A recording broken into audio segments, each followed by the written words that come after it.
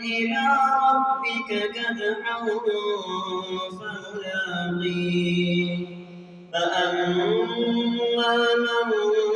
أوتي كتابه بيمينه فسوف يحاسب حسابا يسيرا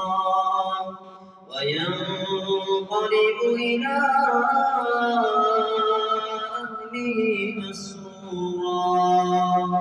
وأما من أوتي كتابه وراء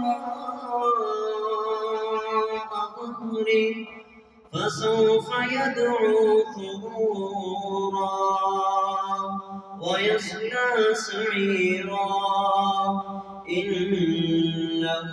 كان في أهله مسرورا